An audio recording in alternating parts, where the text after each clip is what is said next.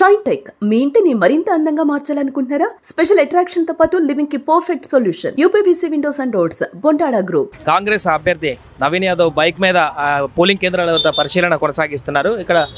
ఎక్కడ పోలింగ్ ఎలా కొనసాగుతుంది ఏంటనేటువంటి విషయాన్ని కూడా తన స్వయంగా స్కూటీ మీద ప్రయాణిస్తూ కొనసాగిస్తున్నటువంటి సందర్భం అయితే మనకు కొనసాగుతుంది.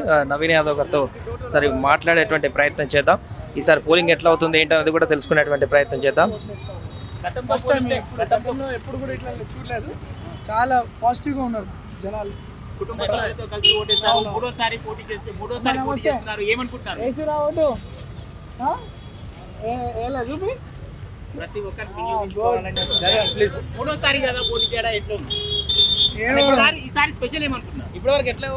ఈసారి గెలుపు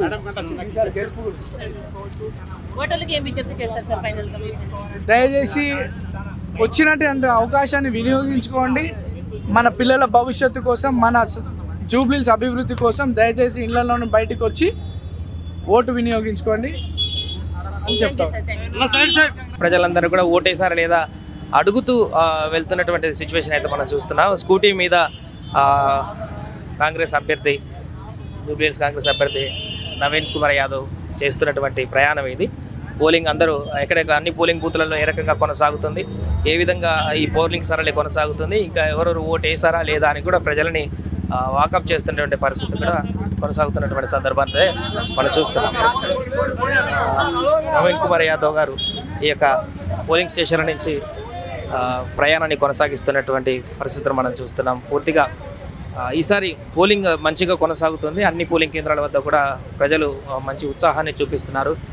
పోలింగ్ ఓట్లు వేయడానికి ఆసక్తి చూపిస్తున్నారంటూ కూడా వారు చెప్తున్నటువంటి సిచ్యువేషన్. ఇప్పుడు ఇక్కడ అన్ని ప్రాంతాల్లో కూడా కలియదిరుగుతూ, సామాన్యులాగా కలియదిరుగుతూ అన్ని పోలింగ్ కేంద్రాల వద్దను విజిట్ చేస్తూ నవీన్ కుమార్ యాదవ్, అదేవిధంగా వారితో పాటు మిగతా కార్యకర్తలు కూడా పోలింగ్ ఎలా కొనసాగుతుంది ఏంటనేటువంటి వివరాలు కూడా తెలుసుకుంటున్నారు.